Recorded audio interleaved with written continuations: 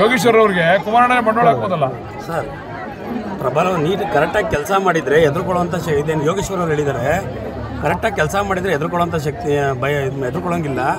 ಹಣ ಕುಕ್ಕರು ಮತ್ತು ಇವನ್ನ ಹಂಚ್ಬಿಟ್ಟು ರಾಜಕಾರಣವನ್ನು ಮಾಡ್ತಾ ಇದ್ದಾರೆ. ಡಿ ಕೆ ಶಿವಕುಮಾರ್ ಅವರು ಎಲ್ಲ ಇದರಲ್ಲಿ ಎದುರ್ಕೊಂಡಿದ್ದಾರೆ ಅಂತ ಯೋಗೇಶ್ವರ್ ಅವರು ಹೇಳಿದ್ದಾರೆ. ಇವತ್ತು ಚುನಾವಣೆ ವಿಚಾರದಲ್ಲಿ ರಾಜಕೀಯ ತಂತ್ರ ಕುತಂತ್ರಗಳು ಇರ್ತವೆ. ಕಾಲಕ್ಕೆ ತಕ್ಕಂತೆ ಹೊಸ ಅಭ್ಯರ್ಥಿಗಳನ್ನ ನಾವು ಹಾಕಬೇಕಾಗತ್ತೆ ಅಂತ ಯೋಗೇಶ್ವರ್ ಅವರು ಹೇಳಿದ್ದಾರೆ ಮಂಜುನಾಥ್ ಅವ್ರ ವಿಚಾರಕ್ಕೆ. ಅಂದರೆ ತಾವೇನು ಅಂತ ಅರ್ಥ ಅವರು. ನಾನು ಒಂದು ಮಾತನ್ನು ಕೇಳ್ತೀನಿ ಯೋಗೀಶಣ್ಣಗೆ. ಅವ್ರ ಚುನಾವಣೆಯಲ್ಲಿ ₹1 ಜನಕ್ಕೆ ಕೊಟ್ಟಿಲ್ವಾ? ಕೆಂಗಲ್ ಆಂಜನೇಯ ಸ್ವಾಮಿ ಪ್ರಮಾಣ ಮಾಡೋಕ್ಕೆ ಕೇಳಿ ಯೋಗೀಶಣ್ಣನ. ₹1 ಕುಮಾರಸ್ವಾಮಿನೂ ಹಂಚಿಲ್ವಾ, ಇವರು ಹಂಚಿಲ್ವಾ? ಇವರೆಲ್ಲ ದುಡ್ಡು ತಗೊಂಡೋಗಿ ಮಲ್ಮಡಿಕೋತಾರೆ. ನಾವು ಕೆರೆಯ ನೀರನ್ನು ಕೆರೆಗೆ ಚೆಲ್ಲಿ ಸ್ವಲ್ಪ ಸಂಪಾದನೆ ಮಾಡೋದ್ರಲ್ಲಿ ಬಡವ್ರಿಗೂ ದಾನ ಮಾಡ್ತೀವಿ. ಅದು ದೊಡ್ಡ ಹೃದಯನ ಬೆಳೆಸ್ಕೊಳಕ್ಕೆ ಹೇಳಿ ಅವ್ರಿಗೆಲ್ಲ.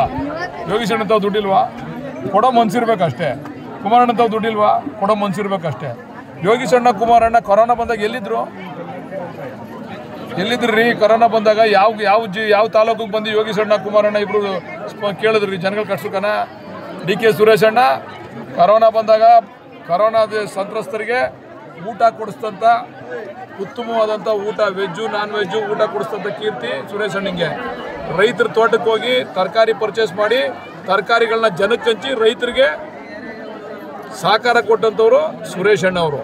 ಎಲ್ಲವರೆಲ್ಲ ಕರೋನಾ ಬಂದಾಗ ಯಾವ ಹಾಸ್ಪಿಟ್ಲಿಗೆ ಹೋಗೋಕ್ಕಾಗಲ್ಲ, ರಾಜರಾಜೇಶ್ವರಿ ಹಾಸ್ಪಿಟ್ಲಿಗೆ ಹೋಗೋಕ್ಕಾಗಲ್ಲ ಅಂತೇಳಿ ಭಯದಿಂದ ಜನ ತತ್ತರಿಸ್ತಾ ಇದ್ದಾಗ ಅಲ್ಲಿಗೆ ಹೋಗಿ ಡಾಕ್ಟ್ರುಗಳ ಜೊತೆ ಕರ್ಕೊಂಡೋಗಿ ಆ ಕರೋನಾ ರೋಗಿಗಳಿಗೆ ಧೈರ್ಯ ತುಂಬಂಥವ್ರು ಸುರೇಶ್ ಅಣ್ಣ. ಇವನ್ನೆಲ್ಲ ಮಾಡಿರೋದಕ್ಕೆ ಕಂಡ್ರೆ ನಾವು ಚುನಾವಣೆ ಮಾಡ್ತಾ ಇರೋದು. ಅವರೆಲ್ಲ ಯಾಕೆ ಹೆದರ್ಕತ್ತವ್ರೆ ಅಂದರೆ ಈಗ ಅವ್ರು ಯಾರು ಬರಲ್ಲ, 5 ವರ್ಷಕ್ಕೊಂದ್ಸರಿ ಬರ್ತಾರೆ ಅಷ್ಟೇ. ನಾವು ಕ್ಯಾಸೆಟ್ ಇಟ್ಕೊಂಡು ಯಡಿಯೂರಪ್ಪನವ್ರನ್ನ ಸ್ವಾಮೀಜಿ ಹತ್ರಕ್ಕೆ ತಗೊಂಡೋಗಿ ಯಡಿಯೂರಪ್ಪನವ್ರು ನಿಲ್ಲಿಸಿ ಅಂತ ಹೋಗಿದ್ವ ನಾವು? ಯೋಗೀಶಣ್ಣ ಅವ್ರಿಗೆ ಹೇಳಿ ಕ್ಯಾಸೆಟ್ ಸಂಸ್ಕೃತಿ, ಈ ಸಂಸ್ಕೃತಿ, ಆ ಸಂಸ್ಕೃತಿ ಎಲ್ಲ ಬಿಡ್ಬಿಟ್ಟು ಸರಿಯಾದ ನೇರವಾಗಿ ರಾಜಕಾರಣ ಮಾಡಿ ಅಂತ. ಹಳೆ ಕ್ಯಾಸೆಟ್ ಸಂಸ್ಕೃತಿನ ಇತ್ತೀಚಿನ ಸಂಸ್ಕೃತಿನ ಕ್ಯಾಸೆಟ್ ಯೋಗೀಶಣ್ಣನೇ ಕೇಳಿ, ಅಣ್ಣ ಎಲ್ಲಣ್ಣ ಕ್ಯಾಸೆಟ್ ಯಾವಾಗ ಬಿಡುಗಡೆ ಮಾಡ್ತೀವಿ ಅಣ್ಣ?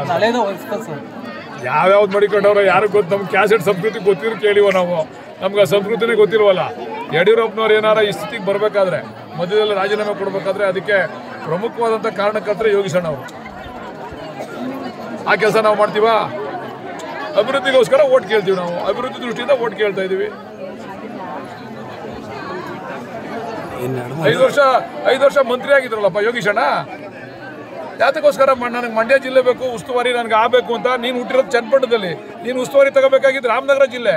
ಯಾಕೆ ತಗೊಳ್ಳಿಲ್ಲ? ನಿನಗೇನು ಇಚ್ಛಾಶಕ್ತಿ ಇಲ್ವಾ? ಹಂಗಾದ್ರೆ ನಿಮಗೆ ರಾಮನಗರ ಜಿಲ್ಲೆ ಅಭಿವೃದ್ಧಿ ಮಾಡಬೇಕು ಅನ್ನೋ ಇಚ್ಛಾಶಕ್ತಿ ಇಲ್ವಾ? ನೀವ್ಯಾಕೆ ಮಂಡ್ಯಕ್ಕೆ ಹೋಗಿದ್ರಿ? ನನಗೆ ಮಂಡ್ಯ ಉಸ್ತುವಾರಿ ಕೊಡಿ, ಮೈಸೂರು ಉಸ್ತುವಾರಿ ಕೊಡಿ ಅಂತ ಕೇಳೋಕ್ಕೆ? ಯೋಗೀಶಣ್ಣ ಅವ್ರನ್ನ ಕೇಳೋಕ್ಕೆ ಇಷ್ಟಪಡ್ತೀನಿ ನಾನು. ಇಲ್ಲೇ ಉಸ್ತುವಾರಿ ತಗೊಂಡು ಈ ತಾಲೂಕಿನ ಅಭಿವೃದ್ಧಿ ಮಾಡ್ಬೋದಾಗಿತ್ತಲ್ಲ ಯೋಗೀಶಣ್ಣ ಅವರು. ಅಶ್ವಥ್ ನಾರಾಯಣ ಅವ್ರು ಮಲ್ಲೇಶ್ವರಂ ಇರೋ ಅಶ್ವಥ್ ನಾರಾಯಣ ಅವ್ರು ಯಾಕೆ ಬರಬೇಕಾಯ್ತು ನಮ್ಮ ಜಿಲ್ಲೆಗೆ ಉಸ್ತುವಾರಿ ತಗೊಳಕ್ಕೆ? ನನಗೇನಾರ ಮಂತ್ರಿ ಮಾಡಿದ್ರೆ ನೀನು ತಗೊಂಡೋಗಿ ನಾನು ಅಮೆರಿಕಾಗೆ ಉಸ್ತುವಾರಿ ಮಾಡಿದ್ರು ನಾನು ಕೇಳಲ್ಲ. ನನ್ನ ಕ್ಷೇತ್ರ, ನನ್ನ ಜಿಲ್ಲೆಗೆ ಉಸ್ತುವಾರಿ ಮಾಡಿ ನನ್ನ ಜಿಲ್ಲೆ ಅಭಿವೃದ್ಧಿ ಆಗಬೇಕು ಅಂತ ನಾನು ಮೊದಲು ಹೇಳೋದು.